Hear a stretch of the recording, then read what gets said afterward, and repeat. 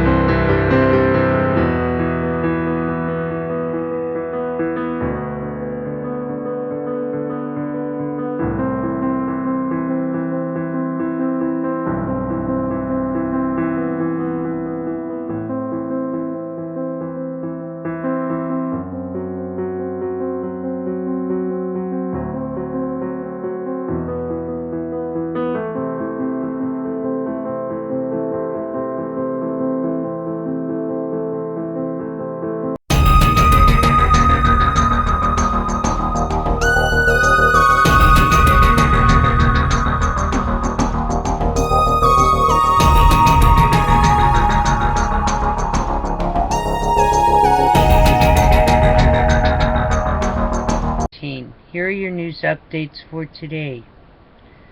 Alrighty then. Let's first go to the watchers watching the world.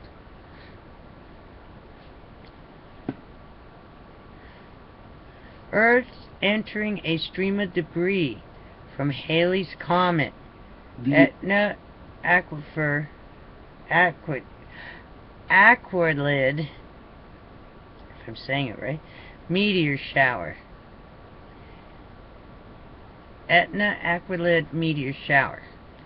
Also, Dr. A.P. David on the Laws of Nature EU 2014. Also, increasing threat of strong solar flares. CME hit anticipated. First U.S. case of deadly virus MERS confirmed in Indiana. If we can stay on that. The first confirmed case of Middle East respiratory syndrome coronavirus was reported in a traveler to the United States. Center for Disease Control and Prevention, CDC, announced on Friday, May 2nd, 2014. This deadly virus is relatively new to humans and was first reported in Saudi Arabia in 2012. There is no known vaccine or specific treatment. The patient is a healthcare worker who returned to the U.S. from Riyadh, the capital of Saudi Arabia. Alright, heads up. This guy ended up going from there to London and ended up in Chicago. Took a bus somehow to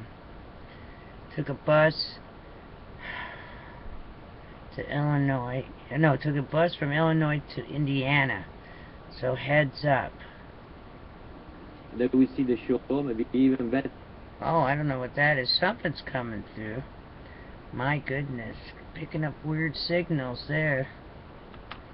Alright, moving on. Extinction Protocol 2012 and beyond. There's a list. Again, it's about the MERS coronavirus update.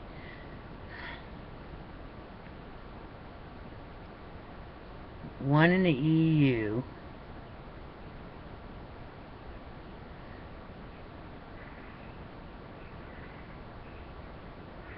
Two one in the AEU, two in the United Kingdom, one in France, Tunisia. I don't understand how they have this. This is very strange. Should screencast it for you. Maybe that's how many died. Let me see. They have like two numbers here. Let me see, this is hard to read this. Let's see what's going on here.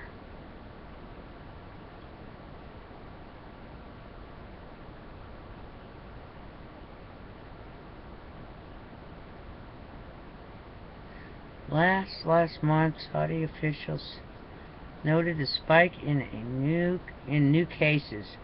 The CDC has expected MERS to come to the United States. We have been preparing for this. The introduction of MERS-CoV is another reminder that diseases are just a plane ride away. Heads up. My goodness. I guess it's United Kingdom 3. Qatar 2. UAE 1. France 2, Tunisia 2, Italy 1, Saudi Arabia 38, Jordan 2.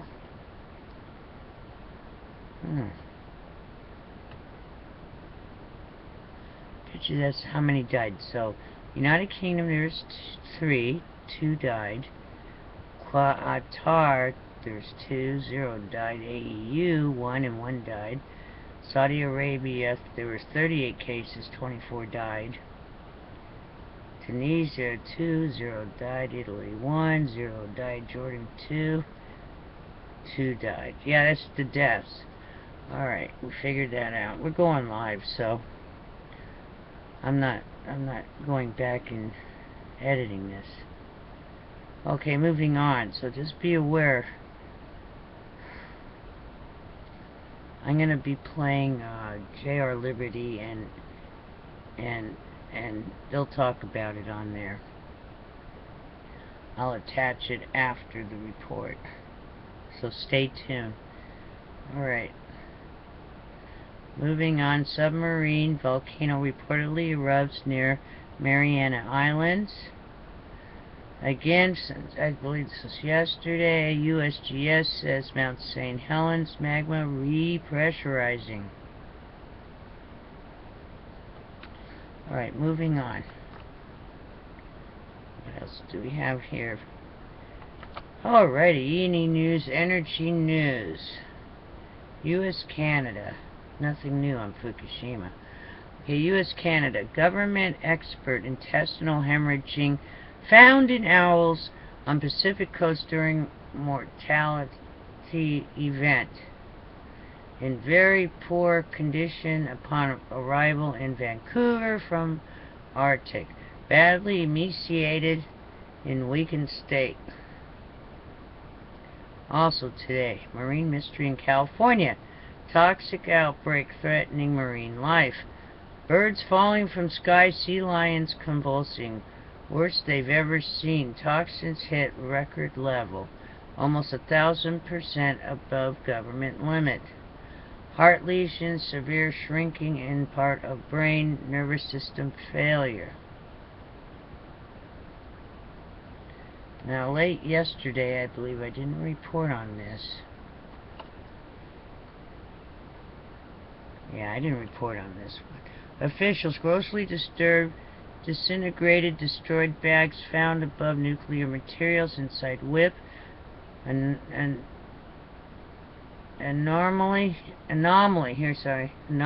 in waste stacks. Chemical reaction suspected based on recent findings. Wow. Heads up on that.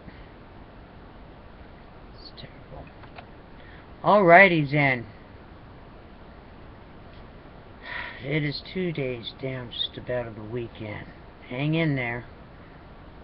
And I'll see you again tomorrow, Sunday, on the flip side. Stay tuned. I'm going to run JRLIBERTY. Very interesting stuff.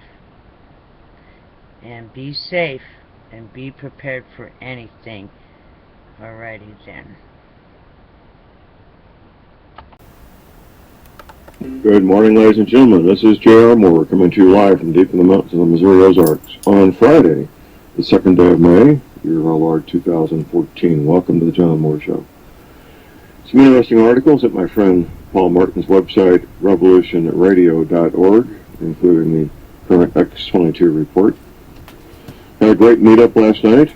Glad to see everybody. It's always fun to meet the folks and press the flesh, so to speak, and get caught up on what's going on with everybody at the Benton Square Restaurant in Rolla, Missouri. My new feature on the J.R. Moore radio show, the prepper tip of the day, has been well received. Today's prepper tip will be after the first break. We do have patiently waiting in the green room, my friend Ann Morrison. Ann is a scientist and is an engineer. She pays very careful attention to the things that concern us, these various viruses, earthquakes, volcanoes, and so forth. Good morning, Ann. Good morning, John. Well, I like your prepper tip of the day. I think that you'll have to write them down and post them on your website as you get through them. I will. Okay. Yeah, good. Yeah, well, we've got serious problems, especially on the front of MERS. And you remember I told you that there was a case where, well, there were two cases. One case, a healthcare worker went back, and he went back from Saudi Arabia, and he was a contact of another healthcare worker who had died of MERS in Saudi Arabia. Right. And he was in Indonesia, and then there was a traveler who had gone to the Hajj, and he traveled. Now, he did have underlying medical conditions, and he went to Malaysia. And just today, from my friend in Connecticut, Melanie, Yes. she sent me the travel news, and apparently the Kuala Lumpur International Airport. I bet you've even flown through there. No, but I have lots of friends that have. Go ahead. Anyway, they have announced that all passengers entering Malaysia through that international airport will be subject to screening for the MERS coronavirus, Middle East Respiratory Syndrome. And the fellow who ended up in Malaysia, the elderly gentleman who had done the trip to the Hajj and traveled around Saudi Arabia, he died. So MERS is getting exported. I really don't like to see it in the Middle East because it's so populated over there. And they already have a problem with bird flu, and to have MERS go into that part of the world, I think is, well, they could just I mean, it could spread. The fatality rate is about 30%. And in addition to what happened in Malaysia, a fellow who was working, and this was an Egyptian national, and he had been living in Riyadh. I know you don't pronounce it that way, Saudi Arabia. He had returned to Egypt for treatment of MERS. Now, I don't, this is another case of where Saudi Arabia is exporting MERS to hospitals outside themselves. It doesn't say whether it had been diagnosed in Saudi Arabia. You'd think that they would, since they're very much aware of this coronavirus. It's epidemic in Saudi Arabia. They haven't announced that it's epidemic, but the number of cases just keeps going up. And the cases that are foreigners, they're exporting back to their home countries. And so this is the second case of somebody from Egypt who was working in Saudi Arabia who has returned to Egypt for treatment. So I find that very alarming. And of course, we have a lot of Americans in Egypt, not as many as we used to have, of course, with all the, they've got civil unrest there. Oh, by the way, I heard that two Ukrainian helicopters were shot down this morning by, what do they call them, the resistance? Oh, really? Yeah, I was watching BBC America before I turned in here, and there's no doubt about it. They captured the people who were flying them, and they were on their way to, I won't say bomb, but they were on their way to eastern Ukraine, and I'm just wondering, what does it take to take down the helicopter that's probably moving at a pretty good speed? Well, there are different ways to bring down helicopters. The most vulnerable part of a helicopter for small arms fire is the rear rotor. Very vulnerable. They protect it with some shrouds, but that's only minimal. And of course, there's various rocket propelled grenades and other things that would be very devastating to a helicopter. It sounds like he was moving low and slow for the pilot to survive.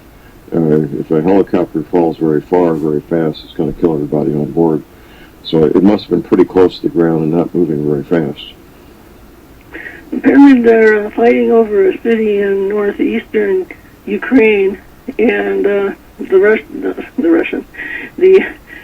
resistance is saying that they still have control of the checkpoints, and Ukraine's are saying, well, they sent in the army and they have.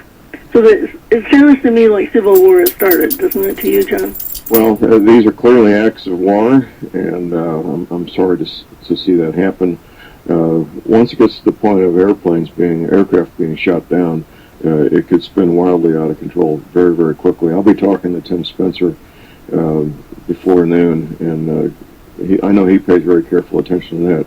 We've got a caller here, and we've got James in Oklahoma. Good morning, James.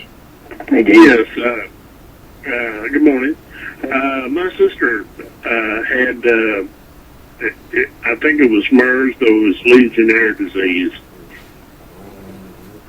Well, that's probably what she was told. Where did she have that? She got it, they went to Branson, and they figured that, they got the misters during the summertime, and she caught it when she had, well, that's thank you very much. Really appreciate that call in, James. Okay, we got a break. We'll be back at the break. Stay tuned. And carefully what you're saying about the MERS. I was wondering if you've been following, haven't found that much authoritative about this, but have you heard anything about the potential for the spread of Ebola to Pisa, Italy? I read the article that is on Paul Martin's website, and that's the only information I have. That was put out about 10 days ago, and it was a translation from an Italian, I'll say alternative news source. It wasn't like AP or CNN or BBC. But I don't know that we would hear, what's going on in Saudi Arabia I would consider, I'm surprised the World Health Organization hasn't told them not to export MERS. Right. Well, obviously, the whole world's going to have to relearn the discipline of quarantining, because with all this political protection and this tendency to hide and shroud everything, once one of these things really starts to spread more, they're just going to have to can the disinformation thing and go to, effective quarantining, or the numbers would become astronomical in very short order. But right now, the one that's more obvious is the MERS, and like you said, because of the population density and the regions where it's coming out, that's going to be huge. And, but if Ebola were to get loose on the European continent, once it's out the door of the hospital, you're talking, that will easily overshadow. Can't put the toothpaste back in the tube, can you, Glenn? Yeah, exactly. And then with all this transportation we have going on, all right, well, thank you. Okay, thank you. Next we go to Tony in Tennessee. Good morning, Tony. I'm a little bit off topic, I think, but I was listening to Jim McCanney last night, and he was talking about a new law that goes into effect July 1st. I couldn't quite tell. I was listening on my shortwave radio. Would you have any idea what this new law is he's talking about? Would that have to do with currency transfers? Yes. Yeah. I haven't studied it in detail, so I don't want to speak out of school on something I'm not all that familiar with. But we got a couple of months, and apparently if you're not engaging in international transfer of funds, it's not going to have much effect on you. But maybe it's something we all should study up on a little bit. Tony, what do you think? Yeah, he did mention that it wouldn't affect Russia much because they don't need the dollar. Right. So he did seem to think that it was going to affect us here. So I don't know. It's just something I heard about, and I was curious about it. Well, I'm sure there'll be more articles written on it. As we get closer to the event, we'll get more knowledge. But thank you for your call, Tony. Thanks, John. Appreciate it. Okay, Ann, we covered MERS pretty thoroughly. There was Tallahassee, Florida, just slightly more than 2 feet of rain in 24 hours or so? Yeah, I was going to comment about the Ebola that Glenn mentioned. Yes, Ebola is 90% fatal. So MERS is about 30 to 40% fatal. But and I read that some doctors in Zaire had a high rate of success for curing people with blood transfusions, something like 80% success rate, and they were suppressed by people outside the country from doing that anymore. Well, Zaire is now the Democratic Republic of the Congo, and that's not the same virus. The Ebola has been weaponized. So the Zaire Ebola has been weaponized. And the way it's been weaponized is that the incubation period is no longer 2 days, it's now up to 21 days. That's 3 weeks. And that means that people can travel around the world. And several times. Several times. If they wanted to, yeah. Yeah, and even going through an airport screening, they may not show any symptoms until they get home. And then they may show symptoms. So there is a caution out that if you have been traveling and if you do develop symptoms within 3 weeks of that travel, that you see your doctor and you tell him about your travel. Well, that to me seems a little mild. I just don't think we're taking this seriously. Well, we should. All right. Well, I did have a report from somebody in Texas that says they're having, of course, Texas is dry and it's undergoing a drought. And what happens when you have a drought, which is what has happened here in Missouri, at least in the St. Louis region and across Illinois for the last 2 years, is that the air dries out. And so you get very low relative humidities. And when that happens, then you can have huge temperature swings between day and night. Amazing. I was talking about, I can't remember, a week or two ago about the virus that's infecting the pigs and killing millions of them. Yes. Mm-hmm. Well, at any rate, I've been in construction, like I've told you before in the past, and so I know a lot of these guys. And I'm very good friends with one, and he's a self-contractor, and he gets called out to these farms and various jobs to do a lot of repair work for them. There's always something to go on. So anyhow, I know him very good. He comes over and eats at my house once in a while. I go over there, I eat at his, and I noticed that for a long time, at one time, that he was extremely ill. When I mean extremely ill, he was extremely ill. And I know, and I wouldn't go over and visit with him in his house. If I had anything to say or do anything to them, I'd keep my distance from him. But he had two people that stayed with him, and they didn't contract it from him. But what happened was, I was describing to him these different viruses that you come out and how he needs to be aware and all his buddies need to be aware. And when I described some of the stuff that you said, he said, you know, when I was working at these pig farms, he said, I got extremely ill when I came out. I thought I was going to die sometimes and had to go to the hospital. And so he self-quarantined himself. But what it was, when he's welding, and there's no way they can clean all this stuff up. When he's welding, I don't know if you're familiar with welding, all the hot gases that come up. Yes. And I told him, I said, what you did was, when you were welding, I said, what you did is whatever was there, you made it airborne. And I said, you didn't have to breathe in much to get sick. And he said, and when I described the symptoms, he says, I believe that's what I got. And I doubt that it was PEDD. That's porcine epidemic diarrhea virus. It is a coronavirus. Well, but I think he probably might have picked up something from the hogs, because H1N1 used to be called the swine flu, and it's still active. It hasn't stopped. I mean, they put it in the seasonal flu vaccine, but we're still seeing cases of people getting it. And I know a relatively healthy farmer who is in his 50s.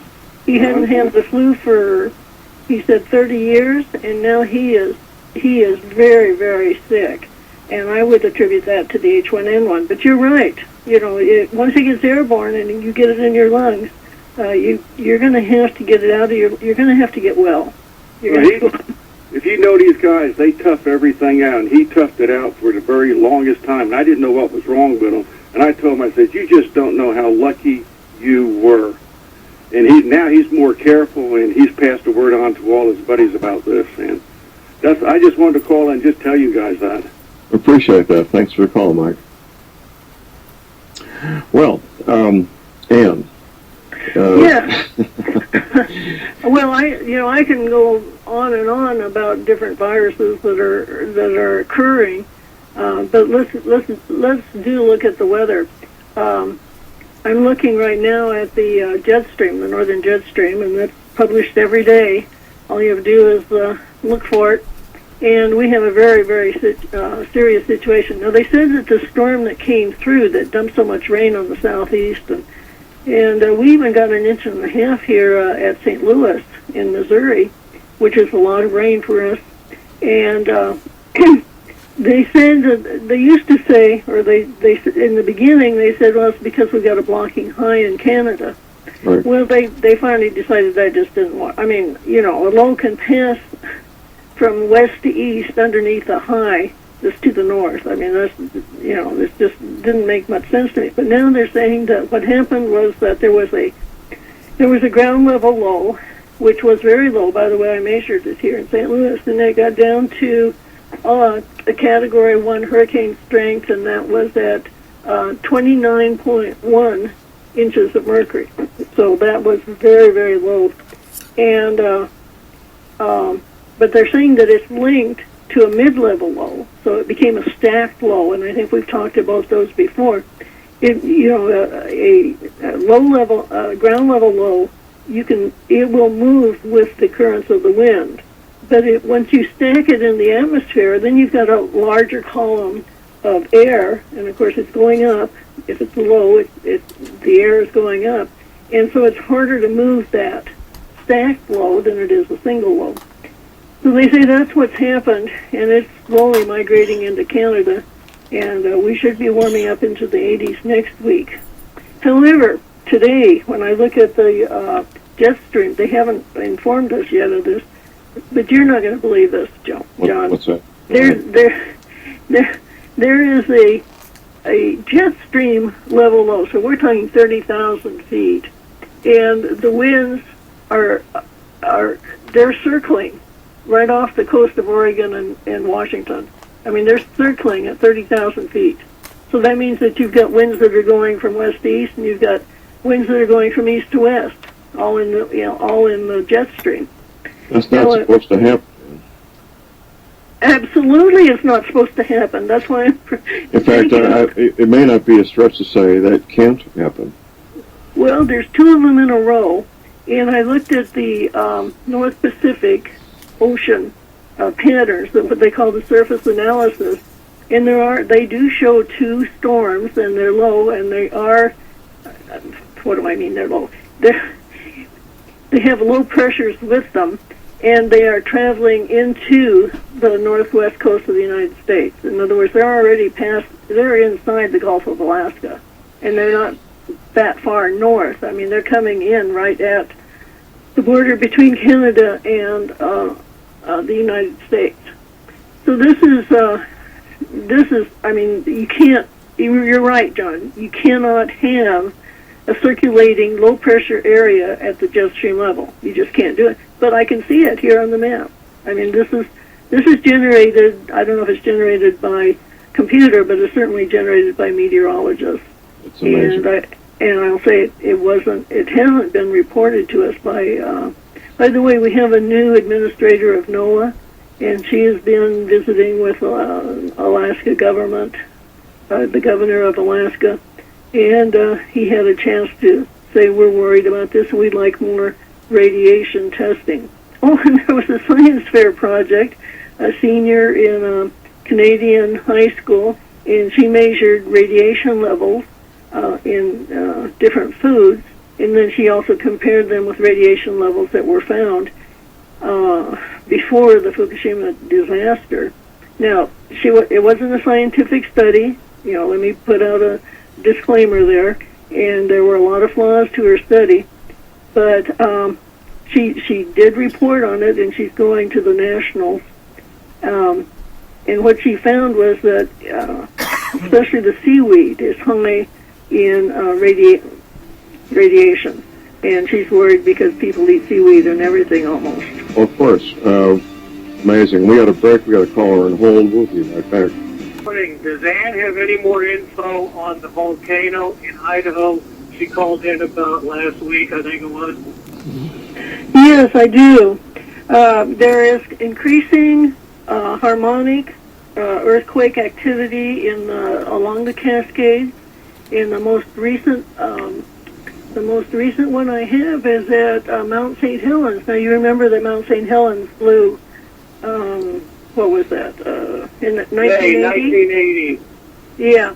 Well, they're seeing magma movement now there. They have also measured it under Mount Hood, which is just outside of Portland, Oregon, and so that whole region, the one that I mentioned in Idaho, we're talking geological time.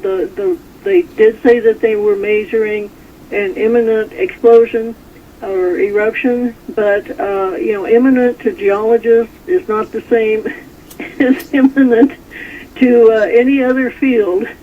We're talking maybe sometime in the next 5 years. They think there might be an eruption there, and it's part of the magma field that goes all the way from Yellowstone in Wyoming all the way down into Southern California. And it's so the Cascades are waking up. We've already seen increased volcanic activity in Central America and, of course, in South America and around the Pacific Rim, the Ring of Fire. All right, thank you. All right, you're welcome. Well, Ann, where do you want to go from here? Well, I just need, if you thought the winter was over, it ain't. It was 36 degrees at my home this morning, in South Central Missouri, 36 degrees. Well, that's pretty low for spring. Yes, I'd say so. I saw this weather map. I watched the weather segment in the news in the evenings, and right in the middle of this weather map that they were showing the temperature differentials across the country, and there was a hot spot. It was about half the size of Missouri, and she kept waving her arms to show where the low was moving and where the high was coming in, where the front was, and then I guess in the Midwest we have something called a dry line, which acts like a front. And but she never mentioned this. I mean, it was like 2 graduations, so it was at least a 20-degree temperature difference, and it was a perfect circle, and it was like right over Nebraska or someplace in the Midwest. And I'm looking at this. I said, why didn't she say anything about it? Well, as it turns out, they're having a heat wave. This is a week later now. My brain doesn't work instantaneously because I'm not memorizing things and just parroting them back. I'm thinking about things and trying to analyze them. And they have a heat wave on the West Coast, as far up as the Washington coast and the Oregon coast, and even down into San Francisco. And what they're saying is that there's a stacked high. Well, this was 2 days ago. That high has moved on.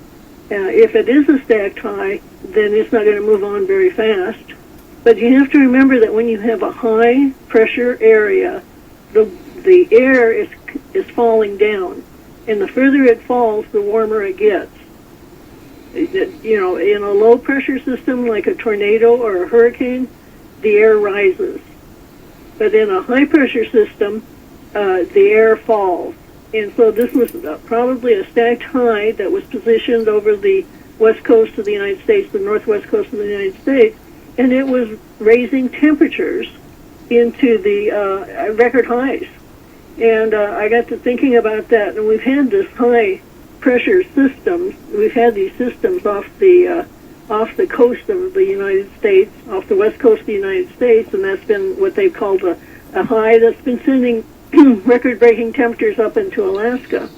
And again, you've got the same problem. If you've got a high-pressure system, you're going to feel warming. The air is going to warm up. Now, a 20-degree differential in a perfect circle, well, I could think of a high-pressure system that might do that. Right. So you need to keep track not only of the low-pressure systems, so you need to keep track of low-pressure systems, which bring the storms, the high-pressure systems, which bring the heat, and then whether they're stacked or not. And stacked means that they're static. They're not going to be moving very fast. They're going to be moving slowly.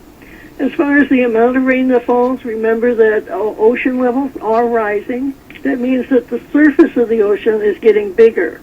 And when you have a bigger surface of the ocean, that means you have more water going into the atmosphere. And this is almost the feedback effect. The higher the ocean gets, the more water that gets evaporated, and then that kind of stops the ocean from rising because we're getting more evaporation. When you get more evaporation, then you've got more water in the air, and when those cold fronts come through, you're going to have these monsoons.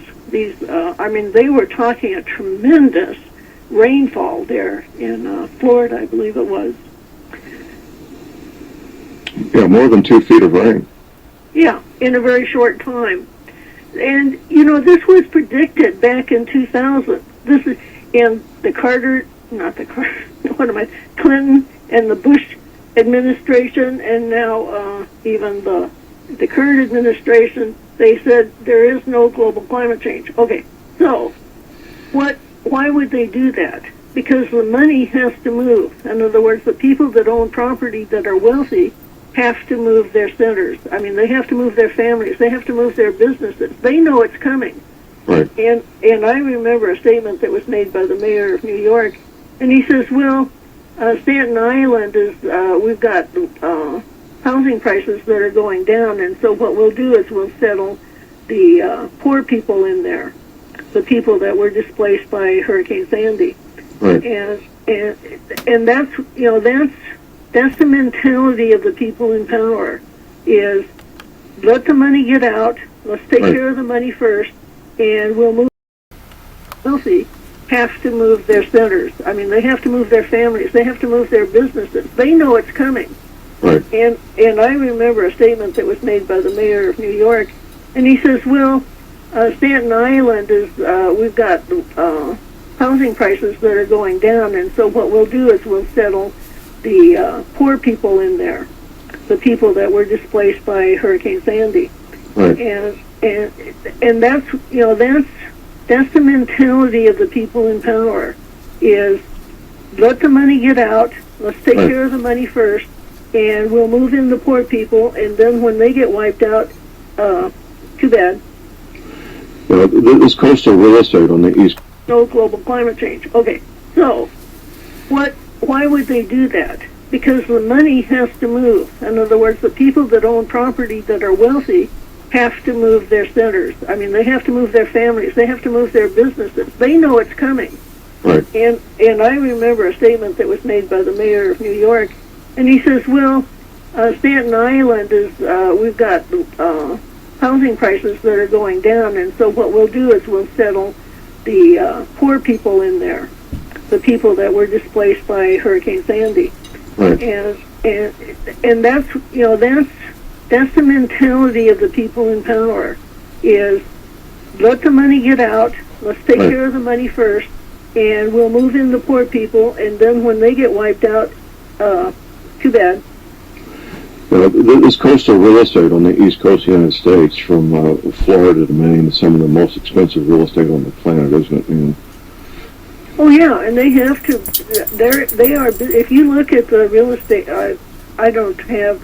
I mean, Melanie is the closest I have to a realtor back then, and she keeps me informed on prices and where people are moving. But there are news articles that you can read, and there aren't a whole lot of it. I mean, this is kind of like surreptitious. They don't want to alarm people. At the same time, they're willing to put poor people's lives at risk instead of, moving. They are moving the centers of government. We know that. I mean, yes. You've talked about that. Many times. Yes. Many times. Well, the money is going to follow, and it is following. Land prices away from the seaboard are going up, and that's because people with money are coming in and buying up property. Absolutely. And we're out of time. We'll do some radio in a few hours with Dr. Siegel. Thank you. All right. Thank you, John. All right. That's it for the day. That's it for the week. Your medical supplies, your energy cleaner now while you can, your firearms and ammunition. Never ever give up your guns. Have a fun, safe, productive weekend, and God bless you all.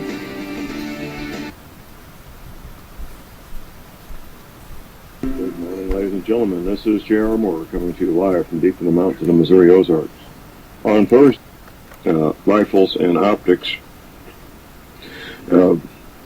Mounting optics on rifles has become very, very popular. My friend the gunsmith mounts a lot of them, he tells me. However, almost all rifle stocks, the comb of the stock is what you put your cheek against. The comb of the stock is not appropriate for anything other than the iron sights that they come from the factory, are they? You're right. You're absolutely correct. So, there's two ways to solve this. One is a home-built method, which I'll describe, and the other way, which is there are items you can purchase. And I just found out just in the last few minutes there's been some upgrades. I had to do some finagling with the ones available just a few months ago. But there was a company called Voodoo. It's Victor Oscar Oscar Delta Oscar Oscar Voodoo Tactical. They're now making something called the Voodoo Tactical Adjustable Cheek Rest with ammo carrier. I'm looking at their photographs here on Amazon.com, and they come in 4 different colors: black, tan, olive drab, and camouflage. What this does, it straps on with Velcro, straps on your rifle stock, and it has a elevated cheek piece to give you a proper cheek weld, so that you have a good, firm, solid cheek weld and proper alignment of the pupil of your eye and the precise center of the optics on the rifle, which is critical if you want to get optimal. Yes, absolutely. Absolutely critical. as opposed to just holding your cheek at what you think might be the right place and not getting a good cheek weld. So these items range from 15 to 20 bucks. Sometimes shipping's included, sometimes it's not. And of course, somebody who's got the time and some diligence could use some camouflage tape from the local sporting goods store and some foam rubber and make their own, couldn't they? Yeah, I don't see why not.